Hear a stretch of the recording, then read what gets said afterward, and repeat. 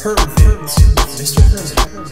Educational videos about reading and writing. Hey everyone, this is Mr. Herman. This video is going to explain how to complete the Diction final project. You guys are ready? So let's go take a look. I accessed the Diction final project in Google Drive underneath the Diction unit. So if you open it up, you'll find all the steps you need to complete this project. The genre is going to be a complaint column, which is something that happens in newspapers where people are annoyed by stuff and they write in to complain about it. The subject is one of your pet peeves. So I broke it down by steps, and step one, of course, is brainstorming. I go on to describe what pet peeves are. They're minor occurrences that get under our skin. So the first step is to brainstorm 10 different pet peeves, things that annoy you on a day-to-day basis.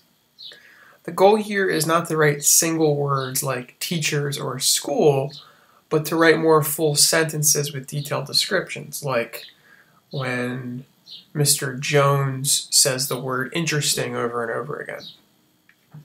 Here are a few examples of things that I find annoying, my pet peeves, just to give you an example of what you can focus on.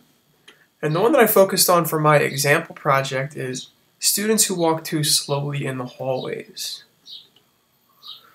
If you go on, you can see the rubric, how I'm going to be grading you guys for this project.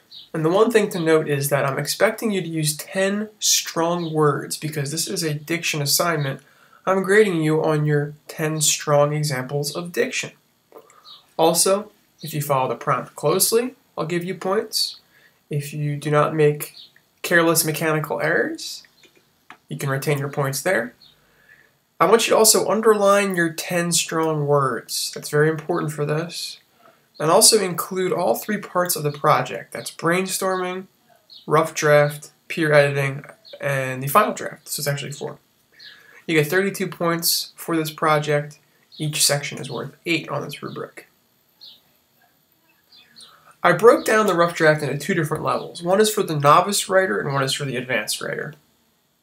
Novice means more of a basic level, advanced is obviously more advanced. So the first part of the column is going to tell a story about this pet peeve happening to you. So you need to pick a pet peeve that you remember fresh in your memory, one that is maybe happened recently.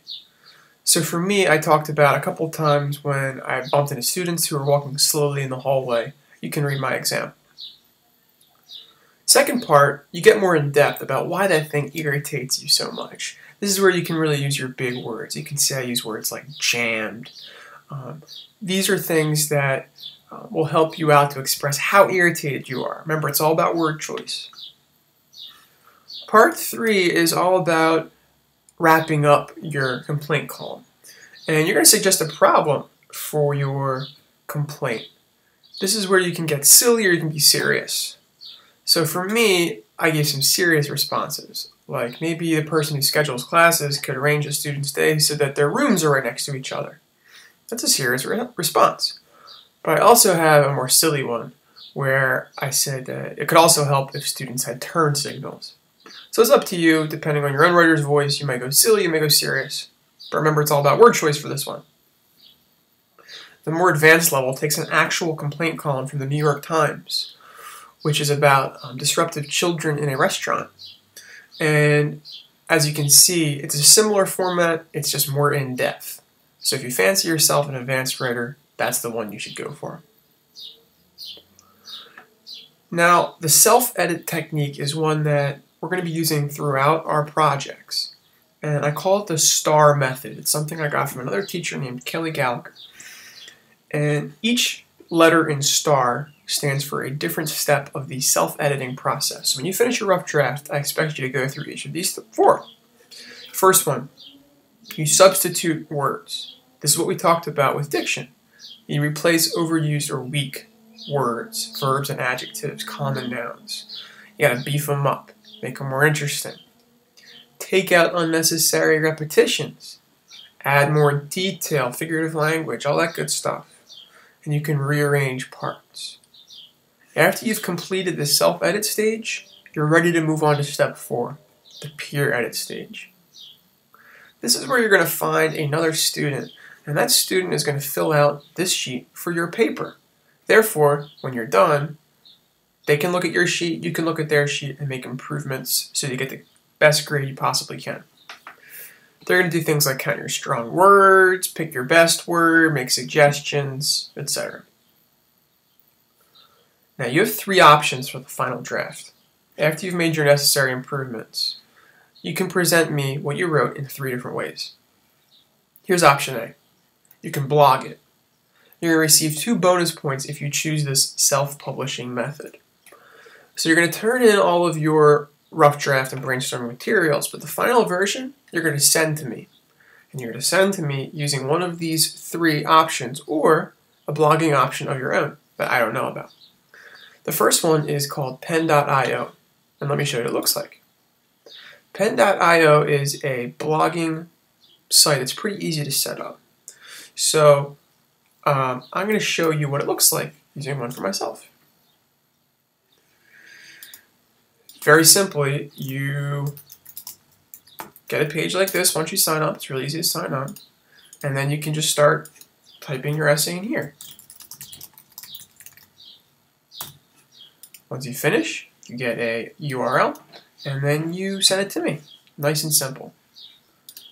Another one is Blogger, which is a Google product.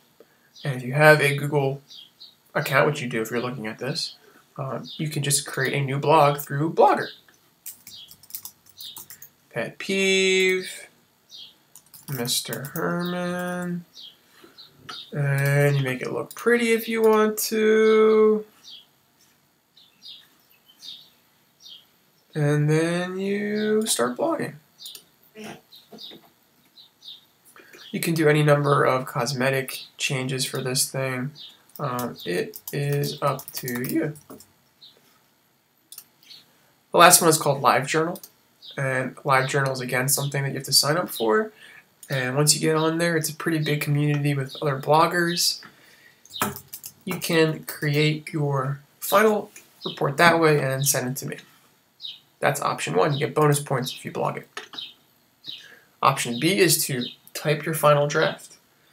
I want you to not use a very simple title like pet peeve essay. I want you to be more creative. I want you to try to skip lines and indent new paragraphs. I want you to email it to me or just share it with me on Google Drive if you know how to do that. The last option is handwriting. For those of you who are not tech savvy, you need to have your best handwriting, of course. I want you to skip lines so I can write comments. I want you to indent new paragraphs. You're going to staple your rubric first and all the other pieces together and then turn it in. That gives you all the information you need to know about this. I look forward to reading your responses.